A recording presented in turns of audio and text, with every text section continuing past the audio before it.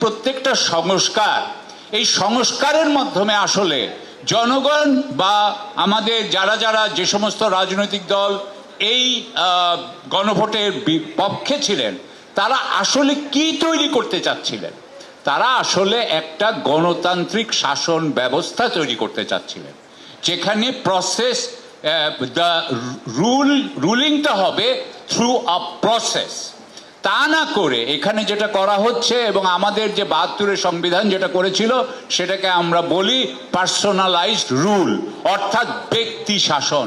এই ব্যক্তি শাসন মানে প্রধানমন্ত্রীর হাতে সমস্ত ক্ষমতা দিব, রাষ্ট্রপতিকে আমি ঠুটো জগন্নাথ করে রাখবো, তার মানে হচ্ছে ব্যক্তি শাসন।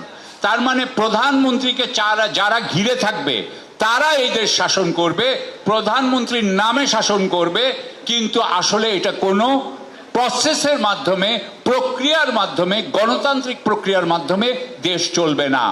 আপনি দেখতে পাচ্ছেন দুইটা দেশ এখন যুদ্ধ করছে, তিনটা দেশ যুদ্ধ করছে, ইসরায়েল এবং যুক্তরাষ্ট্র একদিকে, ইরান আরেকদিকে।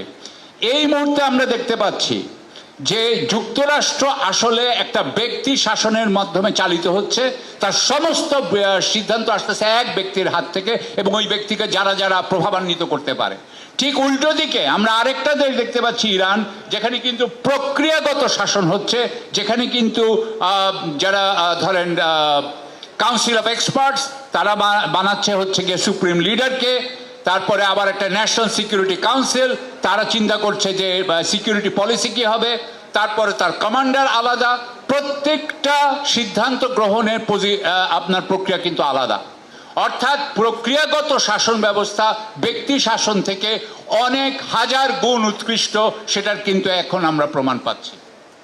এখন আমি যে কথাটা বলতে হবে যে আজকে আমাদের এই গণভোট নিয়ে যেই সমস্যা তৈরি হচ্ছে এটা খালি বাংলাদেশে হয় নাই, এটা পৃথিবীর সব দেশে হয়, পৃথিবীর সব দেশে হয়। এটার কারণ হলো এখানে মৌলিক একটা প্রবলেম রয়ে গেছে, সেটা হচ্ছে আমরা আসলে গণতন্ত্র নাকি প্রজাতন্ত্র।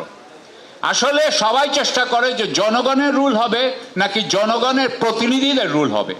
এই জনগণের প্রতিনিধিদের রুল করতে যে যখনই অথরিটিস, সেটা যে কোনো সরকার, তারা যখন গণভোট তৈরি করে তারা তখন এই গণভোটকেও ম্যানিপুলেট করতে চায়।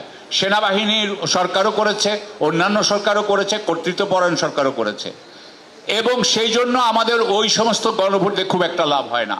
কিন্তু এইবার আমরা অত্যন্ত লাকি যে আমাদের এখানে যারা গণভোটের এটা প্রশ্নগুলো ঠিক করেছেন তারা এই সরকারে বারবার সরকারে আসবেন না, সুতরাং তারা জনগণের পক্ষেই এইটা করেছিলেন।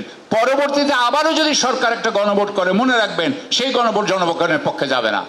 কিন্তু এই যেটা জনগণের পক্ষে এখন যাচ্ছে, because there was a government, যারা বারবার ফেরত আসবে না, তারা রাজনৈতিক এর থেকে আসেন নাই।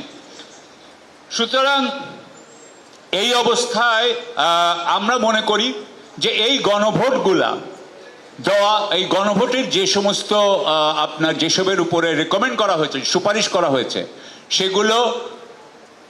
সেগুলোর বাস্তবায়ন দরকার। কেন আমি বলছি সেটার একটা কারণ বলে আমি এখানে আর দুটো কারণ বলে শেষ করে দিই। বাংলাদেশের বর্তমানে অবস্থা অত্যন্ত খারাপ। বাংলাদেশের শেয়ার মার্কেটের উপর আস্থা নাই, বাংলাদেশের ব্যাংকের উপরে আস্থা নাই, বাংলাদেশের সরকারের উপর আস্থা নাই। সরকার বলতে আমি বোঝাচ্ছি যে আমাদের ব্যুরোক্রেসি এবং সরকারের কার্যকারিতার উপর আমাদের কোনো আস্থা নাই। এবং এই তিনটা আস্থা যতদিন না আসবে ততদিন বাংলাদেশে কোনো ডাইরেক্ট ফরেন